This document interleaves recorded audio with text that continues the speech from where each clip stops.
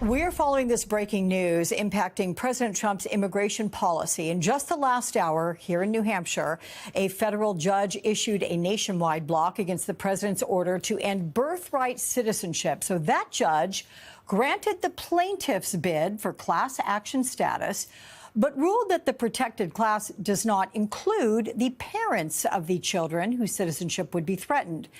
Last month, the Supreme Court limited the power of lower courts to issue nationwide injunctions, but allowed parties to seek a block of the order through class action lawsuits. So then we go to California. Several groups, including the city of Los Angeles, are suing the Trump administration over immigration raids.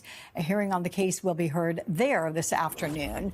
But joining us now in the studio, we have Paola Ramos, the author and an MSNBC contributor, and Lindsay Toczylowski, president and CEO of the Immigrant Defenders Law Center. So welcome to you both. Lindsay, I want to reach out to you first. So this case in New Hampshire, I know you're not involved in this particular litigation, but give me a sense to your reaction to this ruling. Well, this is undoubtedly good news for those of us in the immigrant rights movement. With the decision at the Supreme Court, it never said anything about the merits of birthright citizenship. And we know that the plain language of the Constitution says that all children born on U.S. soil are U.S. citizens by birth. That is their birthright. And so this case had to restyle itself after the decision at the Supreme Court that said they could no longer issue these nationwide injunctions. The ACLU and others filed within hours of that Supreme Court decision. This case in New Hampshire restyled as a class action lawsuit. And this morning is a huge win. And it will protect more than 150,000 children that will be born in the U.S. this year and make sure that they are given their constitutional birthright citizenship. It's an important win, and it shows us that when we fight in the courts, despite these limitations being put on us by the Supreme Court, we can still have big wins like the ACLU had this morning in New Hampshire. Big win, but do you consider it a narrow ruling when we say that the ruling was that the protected class does not include the parents of the children whose citizenship would be threatened? I mean, explain that and how that manifests itself. So we still don't have the written decision. That'll come out later today. But what this is saying is that the protected class are the children who are being born. And so that really has to do with who can bring this lawsuit. But they did certify that class of those children, and it will protect their birthright citizenship. So it is still an important win, but there'll be a lot of legal analysis in the hours and days ahead to look at that case. So in the court documents, Paola, I want to get this right. The lawyers for the plaintiffs in this case, they wrote tens of thousands of babies and their parents may be exposed to the order's myriad harms in just weeks and need an injunction now. What is your sense to this judge's ruling? I mean, I think we can anticipate the potential chaos. Now, this idea that you and I are even having a conversation about the fact that potentially at the end of the month, there could be 28 states that start revoking birthright citizenship.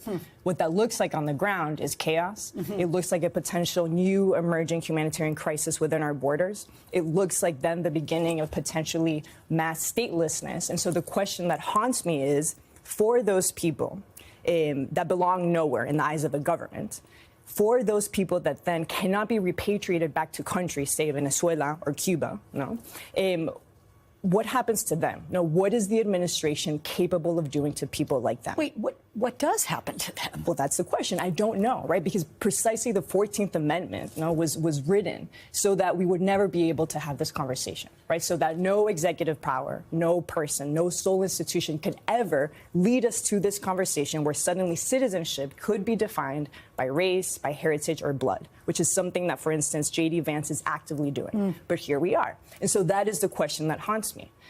The most terrible form of cruelty is when you're able to dehumanize people. And so if the administration suddenly deprives people of their citizenship and their statelessness, what do? What happens to them? I don't know. I would ask Lindsay the question, but I'm sure she doesn't know either. So I do want to ask you about another hearing that we're keeping an eye on. This one in Los Angeles, Lindsay. We have several organizations there, including your group and the state of California, suing the Trump administration over immigration raids across the city. And I know you've been representing people that were caught up in these raids. What are they experiencing? What is happening in Los Angeles is truly unprecedented. We have the political theater of troops in the streets walking through MacArthur Park this week as, a show of force. Even our mayor showed up to ask them to leave. We have people who are being racially profiled. That's part of the lawsuit that will be in court on today, who are being racially profiled, who are being swept up. They're showing up at car washes. They're picking nannies up off of the streets. They are looking at street vendors and others and sweeping them up, violating people's constitutional rights. And then once they have people in their custody, they are keeping them in dungeon-like conditions. Just yesterday, we spoke to a man who has prostate cancer, who is very ill. He was held for over 4 days in a room with more than 60 people. He was unable to even lay on the floor fully to sleep. People are being held in conditions where sometimes the only access to water that they have is in the bathroom sink. These are absolutely deplorable conditions. And part of the challenge in this lawsuit is that they are also denying them access to counsel. Our lawyers and myself have been there and have even had force used against us, have had tear gas used against attorneys who are there trying to protect people's basic constitutional rights. LA right now is a city under siege by the federal government. And this is a fight that none of us can afford to lose, because it is a fight truly for whether or not the Constitution matters, whether or not the rule of law matters. And, here in Los Angeles, with our city and county and many of our local elected officials intervening in the lawsuit yesterday, we are presenting a united front that this cannot continue in our city, and this should not be happening in any city in the United States. We will keep an eye on that hearing this afternoon. Just let me ask you quickly, Paola, your reaction. These are so often people who are just trying to work, make a living, provide for their families. I'm reminded of that one gardener outside of an IHOP in Orange County who was thrown to the ground, the father of 3 sons, all of whom served in the Marines. I think what Lindsay's saying is completely right. The question is, what happens if no one is held accountable? What happens if we continue to normalize what Trump wants, which is to justify, or make us believe that ICE should have this unprecedented authority? Because in their eyes, let's remember, we're being invaded.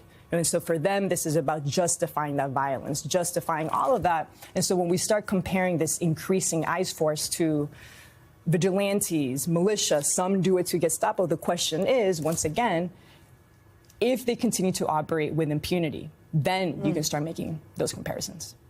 Paola Ramos, that is a sobering concept. Lindsay Toczylowski, thank you so much, and for all the efforts you are doing on behalf of so many of these people.